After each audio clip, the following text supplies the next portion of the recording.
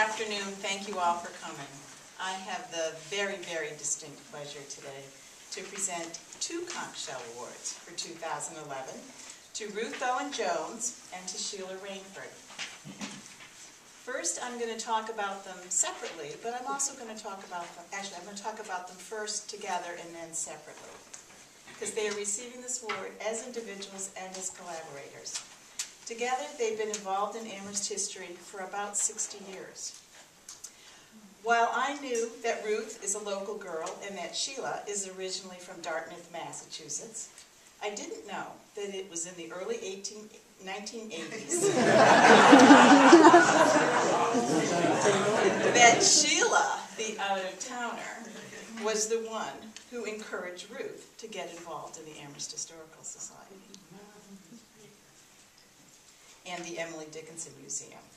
Ruth had already been involved for, Sheila had already been involved for about 7 or 8 years then. But first, let me talk about their collaboration. Yesterday, Sheila and Ruth did it to me again.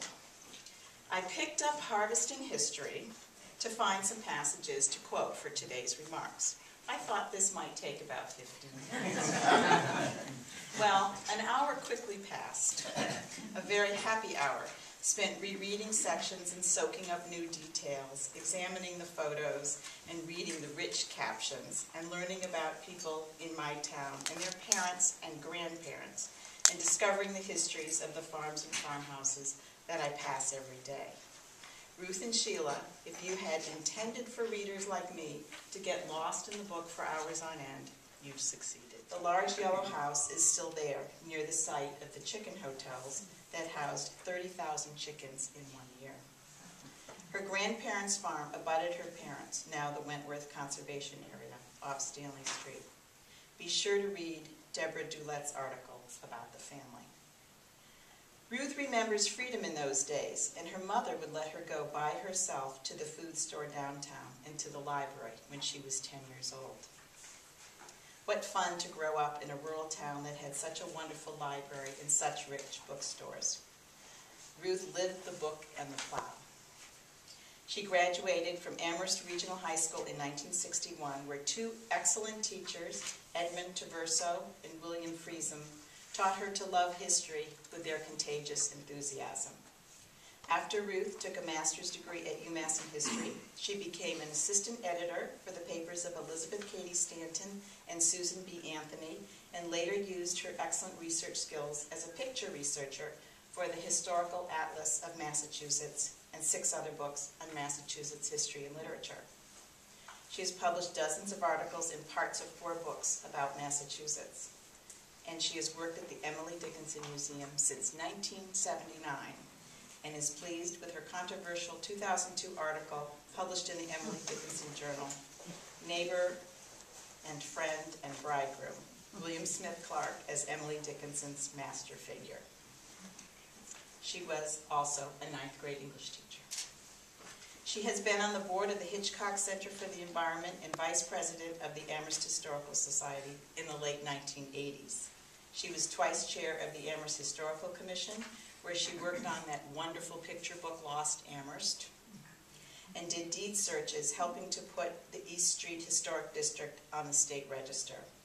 She also wrote the description and application that put South Amherst Bayard House, the only Frank Lloyd Wright house in Massachusetts, on the National Register of Historic Places.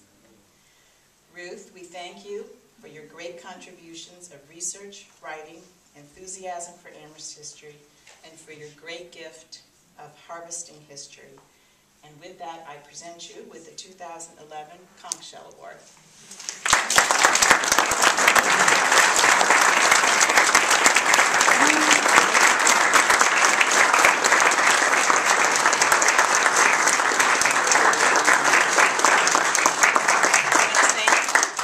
I'll wait till you do Sheila, and then we'll both say a couple of words, because it was indeed a team effort. Sheila and I weren't the only ones involved.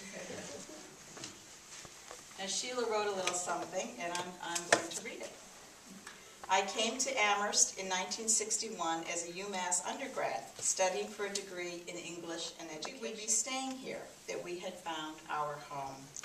Alan is a CPA, and Hugh Bell, a history professor at UMass, was one of his clients.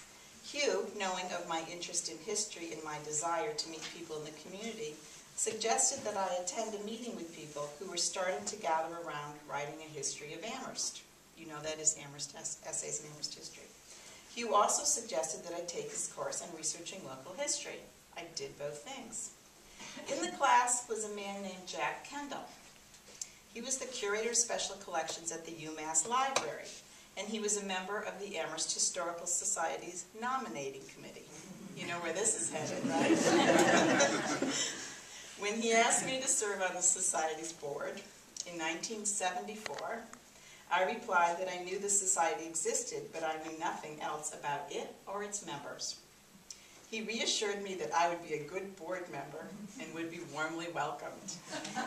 I was elected to the board at the first meeting I attended. We're all laughing because this is a familiar story. And this is what Sheila says. One moves quickly upward in volunteer ranks. The trajectory at the Amherst Historical Society is quite rapid. It was not long before I became president. It was a great privilege to serve in that capacity during the nation's bicentennial period. I had the support of wonderful officers, board members, and other volunteers, plus opportunities I never dreamed possible. We began to catalog the collection under Margaret Burney's leadership. At that time, the artifacts hadn't been cataloged, and the organization, the Amherst Historical Society, referred to itself as Amherst's Attic. She said that she found in the damp basement a trunk of Mabel Loomis Todd's things, including the glass plate negatives of the solar eclipse in Japan, that research expedition that she had gone on with David Todd, her husband. I believe that now they are in the Jones Library. I began the newsletter with Everett Emerson and Laurie Clark and others, including Mary Commager, Jim Smith, Ruth Jones, helped me to initiate the Oral History Project. And the impetus for that was that there were a lot of students, I assume in high school and probably also some in college, doing oral histories, taping older folks in Amherst, but the tapes tended to go away wherever the students wound up or went back to their hometowns or on to their next jobs, and she wanted them to stay here. So Laurie made an index of the approximately 100 tapes, but very few have been described, and I know that's something Sheila hasn't forgotten, and that Ed Wilford and she are working on pulling that collection together. Thanks to an angel behind the Vista Trust, in the name of Toby Dakin, the group Hugh Bell led me into completed and published essays on Amherst history in 1978. And I know also that she worked on the book North of Newartic, which is a wonderful book. As the saying goes, she says, the rest is history. She's profoundly grateful to all the people of our community for granting her wish to know so many people and the opportunities she's had to tell some of their stories. Sheila, I thank you for your many contributions, your long-term service, your leadership, your steadfastness, and continued enthusiasm for the Amherst Historical Society, and especially I thank you for Harvest of History.